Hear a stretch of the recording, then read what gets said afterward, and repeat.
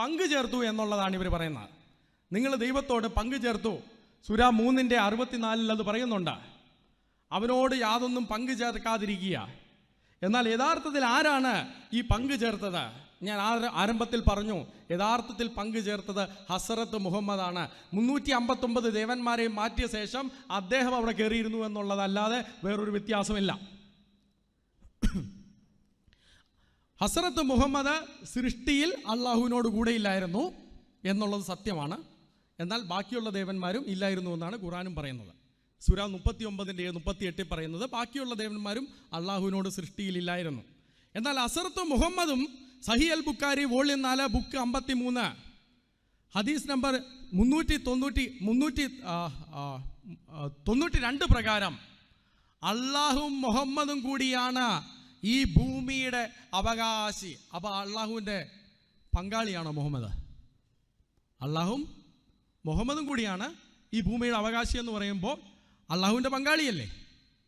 അള്ളാഹുവിൻ്റെ പങ്കാളി അല്ലെങ്കിൽ പങ്കാളിയുടെ അർത്ഥം എന്താണ് എന്ന് മാത്രമല്ല, അള്ളാഹു മുഹമ്മദും ഈ ഭൂമിയുടെ അവകാശത്തിൽ മാത്രമല്ല അവരുടെ പങ്കാളിത്തം. സൂര 3:132 പറയുന്നത് നിങ്ങൾ അള്ളാഹുവിനെയും റസൂലിനെയും അനുസരിക്കുക, അനുസരണത്തിലും അള്ളാഹുവും മുഹമ്മദും പങ്കാളികളാണ് എന്ന് മാത്രമല്ല 9:29 പറയുന്നത് അള്ളാഹുവും മുഹമ്മദും വിലക്കിയത് നിശ്ചിതമായി ഗണിക്കാതിരിക്കുകയും എന്ന് പറഞ്ഞു കഴിഞ്ഞാൽ നിയമങ്ങൾ ഉണ്ടാക്കുന്നതിലും അള്ളാഹുവും മുഹമ്മദും പങ്കാളികളാണ് എന്ന് മാത്രമല്ല 24:59 പറയുന്നത് അള്ളാഹുവും മുഹമ്മദും ന്യായവിധിയിലും അവർ വിധി തീർപ്പ് കൽപ്പിക്കുന്നതിലും അവർ പങ്കാളികളാണ്. ഭൂമിക്ക് അവർ പങ്കാളികളാണ്, കൽപ്പന ഉണ്ടാക്കുന്നതിൽ അവർ പങ്കാളികളാണ്, അനുസരണത്തിൽ അവർ പങ്കാളികളാണ്, വിധി കൽപ്പിക്കുന്നതിൽ അവർ പങ്കാളികളാണ് എന്ന് മാത്രമല്ല അത് തന്നെ 33:36 പറയുന്നുണ്ട്. എന്ന് മാത്രമല്ല ഭക്തിയിൽ പോലും അള്ളാഹുവും മുഹമ്മദും പങ്കാളികളാണ്. 3:31 പറയുന്നത് നബിയെ പറയുക, നിങ്ങൾ അള്ളാഹുവിനെ സ്നേഹിക്കുന്നെങ്കിൽ എന്നെ നിങ്ങൾ പിന്തുടരുക. 9:24 പറയുന്നത് നിങ്ങൾ അള്ളാഹുവേക്കാളും അവൻ്റെ ദൂതനേക്കാളും അവൻ്റെ മാർഗത്തിലുള്ള സമരത്തെക്കാളും ജിഹാദിനേക്കാളും ഇവർ 3 പേരും ഇതിൽ പങ്കാളികളാണ്.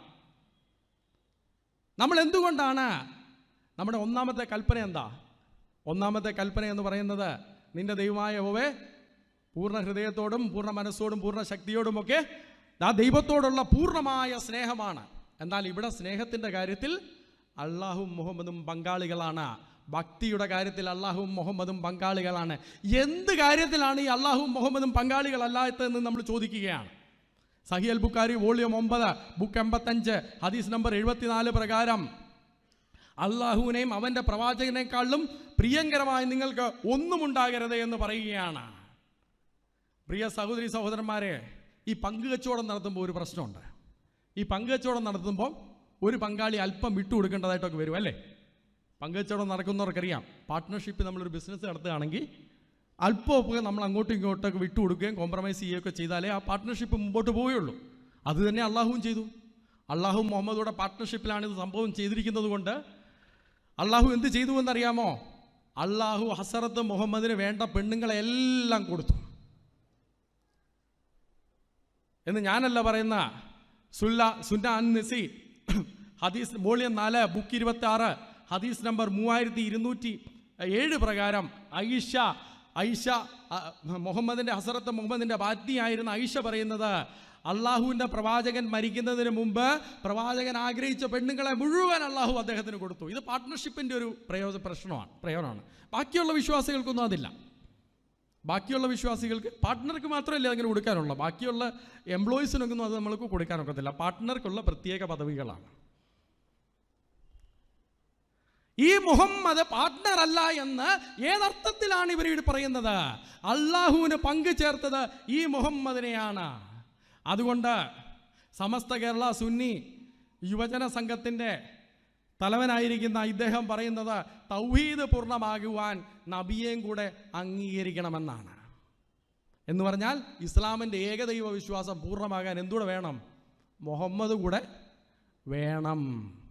അപ്പം പങ്കു ചേർത്തത് ആരാ? ഇവരാ പങ്കു ചേർത്തത്. ഇവരാണ് പങ്കുചേർത്തത്. പ്രിയ സഹോദരി സഹോദരന്മാരെ, ഈ ഹസ്രത്ത് മുഹമ്മദിനെ ദൈവത്തിന് പങ്കാളിയാക്കാൻ ഒക്കുമോ? സഹീഹുൽ ബുഖാരി വോള്യം 9 ബുക്ക് 87 ഹദീസ് നമ്പർ 111 പ്രകാരം ആദ്യമായി വെളിപ്പാട് ലഭിച്ചപ്പോൾ ആത്മഹത്യ ചെയ്യുവാൻ ശ്രമിച്ചതായ ഹസ്രത്ത് മുഹമ്മദ്, സഹീഹുൽ ബുഖാരി വോള്യം 7 ബുക്ക് 62 ഹദീസ് നമ്പർ 64 പ്രകാരം 6 വയസ്സുകാരി ഐഷയെ 50 തൻ്റെ വാർദ്ധക്യത്തിൽ കല്യാണം കഴിച്ചതായ ഹസ്രത്ത് മുഹമ്മദ്.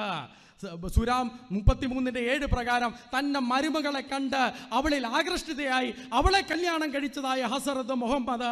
സൂര 22:52 മുതൽ 53 വരെയുള്ളതിൽ പിശാചിൽ നിന്ന് വെളിപ്പാട് ലഭിച്ചതായ ഹസ്രത്ത് മുഹമ്മദ്.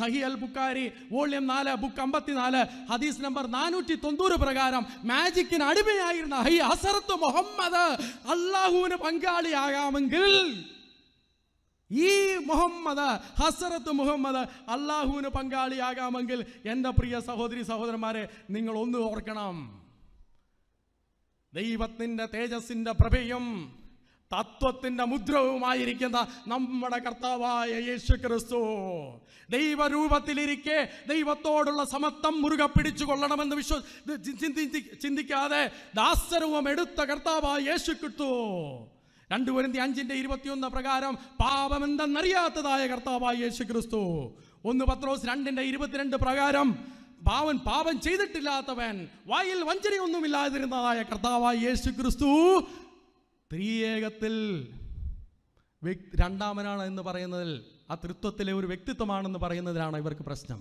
ഹസ്രത്ത് മുഹമ്മദിന് പങ്കാളിയാകാമെങ്കിൽ പവിത്ര പാവനമായ ഞങ്ങളുടെ കർത്താവായ യേശു ക്രിസ്തു ത്രിയേകത്തിലെ വ്യക്തിത്വമാണെന്ന് ഞങ്ങൾ ആവർത്തിച്ച് പ്രഖ്യാപിക്കുകയാണ്.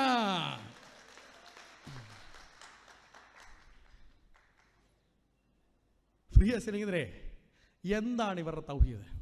നമ്മുടെ ബഹുമാനീയനായ അനില് അത് കവർ ചെയ്യും. എൻ്റെ സമയപരിധിക്കുള്ളിൽ ഞാൻ വേഗം തീർക്കുന്നത് കൊണ്ട് അദ്ദേഹത്തിന് സമയം അനുവദിച്ചു കൊടുക്കുന്നുണ്ട്. അദ്ദേഹത്തിൻ്റെ വളരെയേറെ നല്ലൊരു മെസ്സേജാണ്, അതിന് സമയം അനുവദിക്കും.